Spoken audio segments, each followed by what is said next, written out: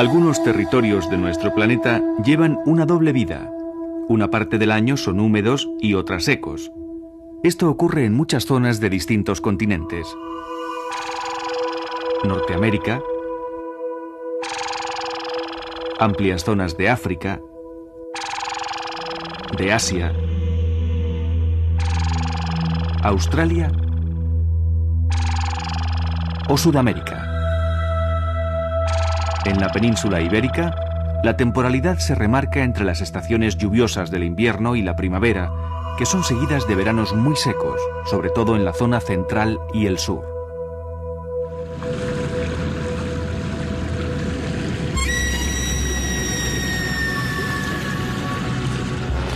Por un lado, la primavera, sumada a las tempestades invernales, aporta agua durante una buena parte del año. Pero en cuanto arrecian los calores, comienza a desaparecer. Muchos parajes pasan del esplendor primaveral al agostamiento en apenas un par de meses. Los habitantes de estos parajes deben aclimatarse a estos cambios o alejarse si no pueden aguantarlos. El principal factor de cambio es el agua. Se pasa de la máxima abundancia a la más rigurosa sequía. Sin embargo, existen unas cuantas plantas y animales que son capaces de aclimatarse a esta diferencia tan brusca en las condiciones de vida. Otros, sin embargo, se convierten en náufragos, refugiados en pequeñas islas de agua en medio de llanuras y secarrales. La doble vida de muchos de estos animales y plantas transcurre en las inciertas orillas de las charcas estacionales. Estas pequeñas lagunas de tamaños muy variables se crean al almacenarse el agua de las borrascas cuando el suelo ya no puede absorber más líquido. Otras aparecen en los límites de la capa freática, en las excavaciones o en las minas.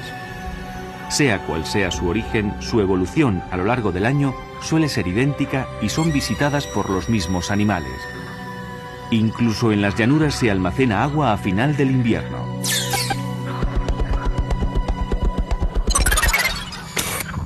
En estos charcazos de incierta duración se reúnen unos cuantos animales que deben aprovechar la ocasión con toda rapidez. Los más interesados en estas aguas de corta vida son los sapos. Estos anfibios resisten bastante bien la sequedad de los páramos y llanuras. Sin embargo, necesitan una vez al año la abundancia de agua que forma las charcas. Esto sucede al final del invierno. En torno a las nuevas lagunas se reúnen multitud de sapos de la comarca. Es el momento de la reproducción y deben colocar sus huevos en un medio con abundante líquido. Al anochecer salen de sus escondrijos y, a pesar de la frialdad de las noches, machos y hembras demuestran una ardorosa pasión.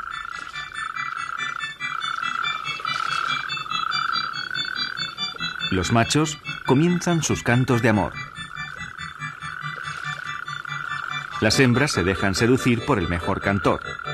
Estos amoríos no están exentos de disputas. Finalmente, el tozudo macho se agarra a la hembra en un estrecho abrazo conocido como amplexo. Pueden estar abrazados varias horas. Firmemente sujeto, el macho irá fecundando la hilera de huevos que deposita la hembra, que llegan a sumar cerca de 4000. Cuando amanece, podemos descubrir los rastros de la orgía nocturna. Se trata de larguísimos cordones de huevecillos depositados en el fondo de un charquillo o una acequia. Fisgando en las orillas de algún charcazo podemos encontrar renacuajos. Son el resultado de las negras hileras de huevecillos. De cada punto negro ha nacido un renacuajo. Cuando son pequeños parecen oscuras comas nadando sin rumbo ni sentido. Los renacuajos de las distintas especies de anfibios pasan diversas etapas hasta convertirse en adultos. Los renacuajos de los sapos corredores deben acabar la metamorfosis a toda prisa, antes de que se evapore el agua. En las charquillas más pequeñas pueden convertirse en pequeños sapos en un solo mes. Al principio se alimentan de partículas vegetales y, según crecen, amplían su dieta en la medida que los límites del charco se lo permiten. Los charcos de corta vida tienen el riesgo de secarse rápidamente, antes de que a los renacuajos les dé tiempo de sufrir la metamorfosis. Sin embargo, tienen dos interesantes ventajas: no contar casi con competidores por la comida ni con predadores, circunstancia más que segura en ríos o lagunas. En las charcas temporales se deja notar una planta muy llamativa.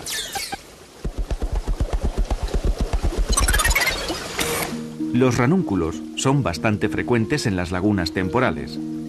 En primavera crecen rápidamente y forman densas masas de vegetación. Si observamos detenidamente, algunas plantas muestran dos tipos de hojas. Unas delgadas y filiformes, sumergidas, y otras más anchas y lobuladas, flotando sobre el agua. Desde ellas se elevan las flores. A pesar de ser plantas acuáticas, las flores necesitan el concurso de insectos o el viento para facilitar su fecundación. Cuando se evapora el agua, la planta se seca y desaparece hasta que el charco vuelve a formarse durante el invierno.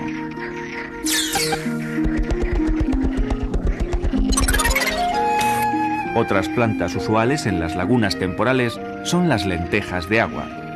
Entre ellas se encuentra la planta con flor más pequeña del mundo, que apenas sobrepasa el milímetro de longitud. Frecuentes casi en cualquier parte del planeta, son plantas muy sencillas, con tejidos muy poco densos para asegurar su flotabilidad. Suelen reproducirse de forma vegetativa y llegan a cubrir grandes superficies de agua, formando un denso tapiz verde. Sobre la misma superficie advertimos los movimientos rítmicos de un insecto alargado. Los zapateros son bastante frecuentes en las aguas tranquilas. Como buenos insectos, disponen de alas que les permiten buscar a grandes distancias sus lugares preferidos. En este caso, los zapateros siempre se desplazan buscando aguas remansadas. Su escaso peso y la delgadez de sus extremidades, provistas de pelos hidrófugos, no son suficientes para vencer la tensión superficial del agua. Así, puede deslizarse sobre la superficie sin hundirse.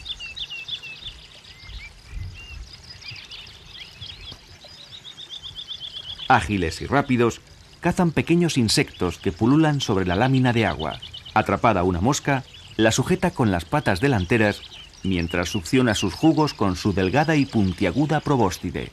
Si nos sumergimos tan solo un palmo en la charquilla, vamos a descubrir un mundo apasionante y diverso.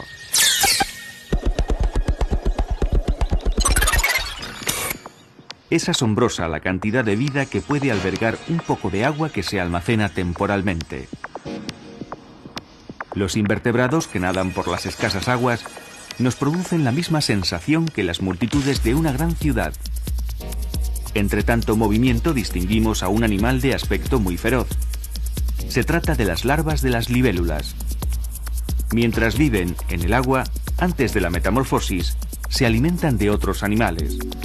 Son capaces de cazar renacuajos e incluso peces, aunque sus presas más comunes son pequeños invertebrados, como estas inquietas dafnias.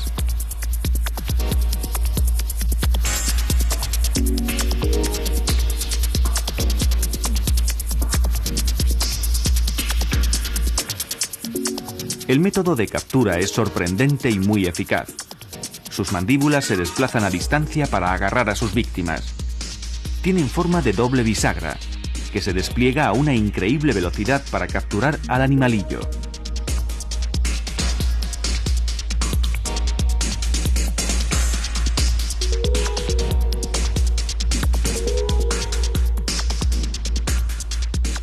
Como son muy fuertes, también les sirven para desgarrarlas.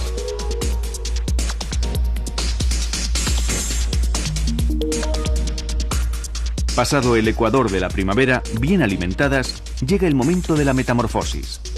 Es un cambio brutal.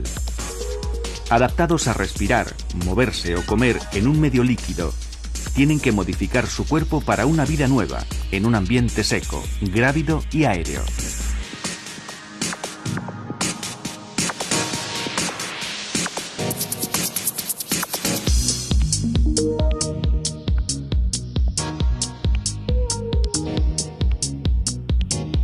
Cuando están preparadas, al amanecer con poca luz y calor, se liberan de su traje de agua y despliegan las alas para comenzar una nueva vida como adultos reproductores. Si investigamos el fondo de algunas lagunas efímeras, quizá nos sorprendamos con un extraño animal.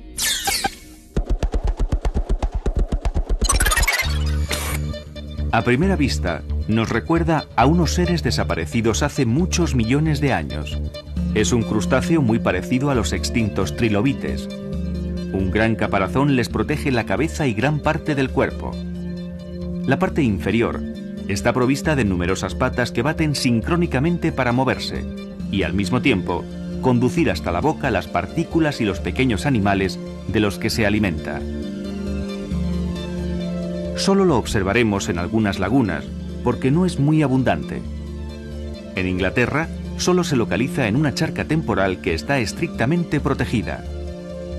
Este extraño animal tiene la capacidad de aparecer y desaparecer como las propias charcas. Cuando el agua se desvanece, los triops mueren pero dejan sus huevos muy resistentes a la sequía.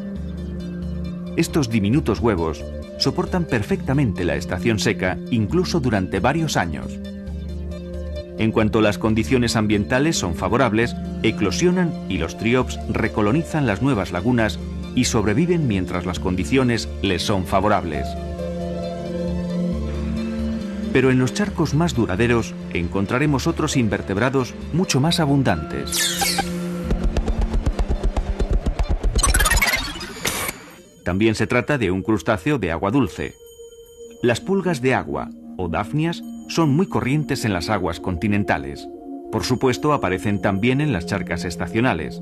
Estos pequeñísimos animales tienen una gran importancia ecológica precisamente por su abundancia. Sobre ellos predan innumerables peces, anfibios e insectos. Se alimentan de pequeñas algas que absorben, creando corrientes de agua con unas diminutas patas. Además, cuentan con un par de antenas que sacuden de forma violenta para moverse con cortos saltos. Cercano a la superficie vamos a conocer a un insecto acuático muy frecuente.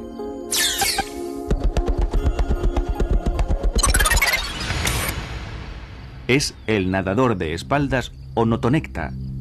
Suele verse en la zona próxima a la superficie a la que se acerca a respirar a través de unos espiráculos ubicados en el trasero. Para respirar, acercan el final del abdomen a la superficie colocándose de espaldas. Toman aire y lo almacenan debajo de los élitros y en el vientre en unas hileras tapizadas de pelos hidrófugos. Es como si casi todo su cuerpo mantuviese una fina película de aire alrededor. Sus patas traseras se han convertido en dos poderosos remos que le permiten bucear con rapidez. Se alimentan de pequeños animales a los que atrapan con las patas anteriores. Una vez bien sujetos, absorben con su trompa los jugos del infeliz animalillo. Como tantos otros ocupantes de las charcas, suelen capturar un buen número de las prolíficas dafnias. Entre las algas o los ranúnculos descubriremos a los ditiscos. El ditisco es un escarabajo buceador de gran tamaño que se ha adaptado perfectamente a la vida acuática. Sus larvas son abundantes en pilones y charcas. Su aspecto es realmente aterrador. Lo primero que llama la atención es su gran tamaño, próximo a los 5 centímetros. Como sus mayores, son grandes cazadoras. Su cabezota está armada de dos potentes mandíbulas capaces de atrapar a renacuajos de buen tamaño o cualquier otro animal del bebedero.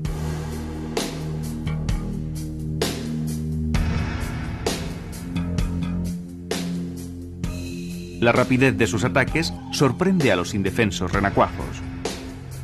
Una vez capturado le inyecta su saliva, que posee unas poderosas enzimas que licúan el gelatinoso cuerpo del anfibio. Una vez disuelto, absorbe el líquido. Sin embargo, la lucha es enconada y el renacuajo arrastra al insecto que se aferra con las mandíbulas hasta que queda extenuado. Cuando la larva alcanza su madurez, sale del agua y pupa en tierra en las cercanías del pilón. Entretanto llega el calor. El agua se vuelve tan escasa y caliente que se hace desagradable para vivir. Llega un momento en el que, por grande que sea la laguna, la potencia del sol y la ausencia de lluvias consiguen que el agua desaparezca casi por completo. Las pequeñas charcas que salpicaban todo nuestro territorio hace mucho que desaparecieron, pero en verano se evaporan hasta las más grandes. En lo más duro del verano quedan algunos lagunajos. Las charcas más duraderas se convierten en lugares de reunión para muchos animales. En torno a ellas se agolpa la fauna más variada para mitigar la sed e incluso, como este herrerillo, darse un refrescante chapuzón y arreglar el plumaje. En los páramos más secos vamos a encontrar a unas aves propias de lugares semidesérticos. Las ortegas se agolpan a las orillas de la charca. En el momento más caluroso del día se acercan a sus bebederos habituales. Su llegada viene acompañada de un peculiar canto del que proviene su nombre popular, churra. Estas aves viven en terrenos muy secos siempre que cuenten con algún manantial o abrevadero donde saciar su sed. Llegan a sus orillas en pequeños bandos que beben nerviosamente porque en ese momento se sienten muy vulnerables. Para dar de beber a sus crías, que se encuentran a varios kilómetros de distancia, se empapan las plumas del vientre, que retienen el agua como si fuera una esponja. Los antiguos ganaderos y los pastores, perfectos conocedores de nuestra climatología, preparaban abrevaderos y fuentes para las épocas de estío. Casi todos los pueblos todavía cuentan con algún bebedero para su ganado.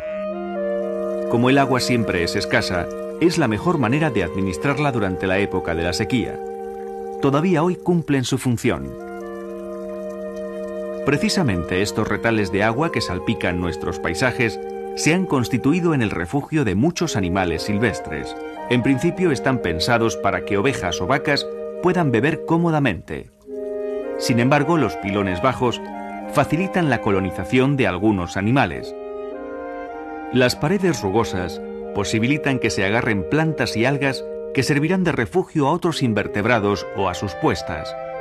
Es el caso de algunos caracoles de agua dulce que raspan las superficies de plantas o pilones ingiriendo materia vegetal.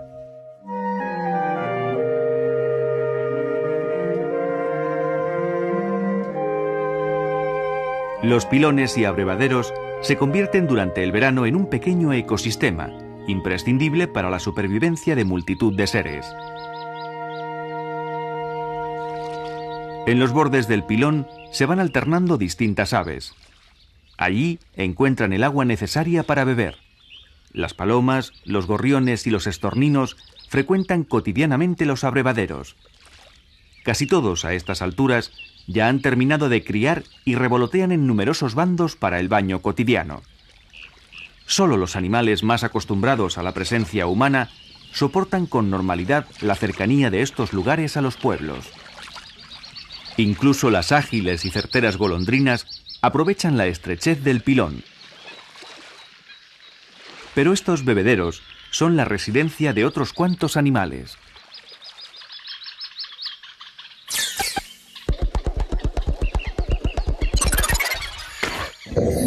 Los mosquitos son capaces de aprovechar cualquier agua para reproducirse. Su infancia está obligatoriamente ligada a este líquido y los adultos no son especialmente cuidadosos a la hora de poner los huevos. No es de extrañar que los pilones y abrevaderos colocados en cualquier campo sirvan de guardería para los molestos mosquitos. Una vez que han eclosionado los huevos, el pilón se llena de larvas. La cantidad de pequeñas algas que viven en el agua asegura una alimentación eficaz para las larvas más jóvenes que filtran continuamente la superficie. En unas pocas semanas se convierten en adultos. A medida que crecen, cambian de forma y se van aproximando a su aspecto final. Machos y hembras adultos tendrán una alimentación muy diferente. Mientras que ellos buscarán flores para comer polen, ellas rastrearán la sangre caliente de algún animal o un humano para picarles y robarles unas gotas de sangre.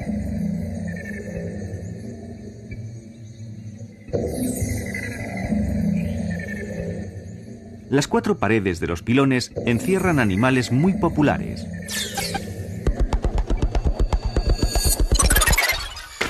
La salamandra es uno de ellos. Su colorido negro y amarillo la convierte en un animal inconfundible. Y de paso nos avisa que debemos tener cuidado con ella. Para defenderse de sus enemigos, secreta una sustancia venenosa conocida como salamandrina. Para los humanos no es peligrosa siempre que no toque a los ojos o la boca. Sin embargo, puede dañar considerablemente a los pequeños animales que intenten atacarla. Las salamandras forman parte de ese conjunto de animales con una variada leyenda a sus espaldas. Algunas creencias populares la acusaban de envenenar el agua de las aldeas y matar así a todos los vecinos. Los bestiarios medievales aseguraban que se alimentaba única y exclusivamente de fuego. En fin, es difícil saber por qué este inofensivo animal ha fomentado historias tan dispares.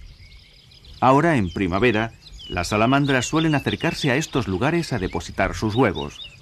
Incluso pueden llegar a parir ya nacidas a sus larvas. Sea como fuere, las hembras se aproximan a una de las esquinas y allí, apoyadas, dan a luz a sus descendientes, que deben pasar su infancia en el pilón.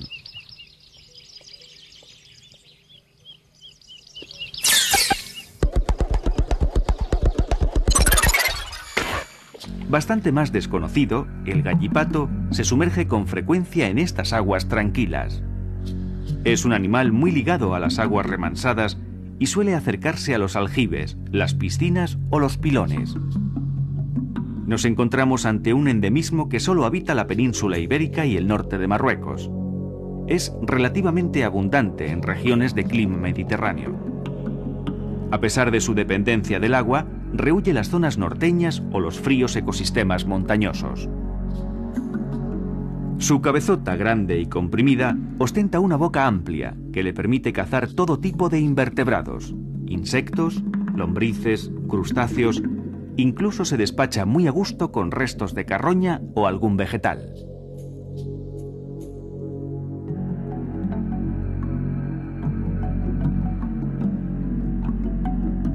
El abandono y la destrucción de pilones y abrevaderos están provocando su desaparición de algunas zonas.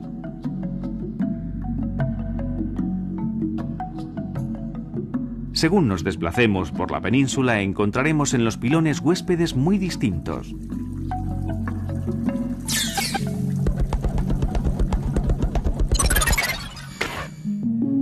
En las regiones norteñas muy húmedas, los tritones alpinos son vecinos frecuentes de abrevaderos y fuentes.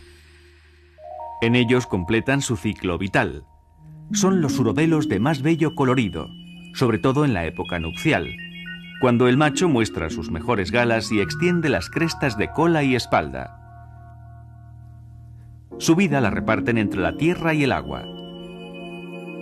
La hembra suele presentar colores pardos bastante más discretos. Durante la primavera y parte del otoño es cuando se encaminan a los pilones o los riachuelos.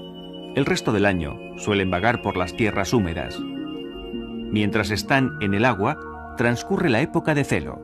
Los huevos quedarán en el abrevadero y las larvas se convertirán allí en tritones adultos.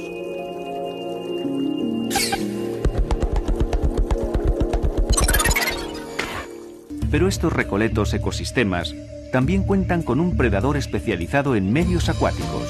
Las culebras de agua son unos ofidios muy versátiles, capaces de llevar una auténtica vida anfibia.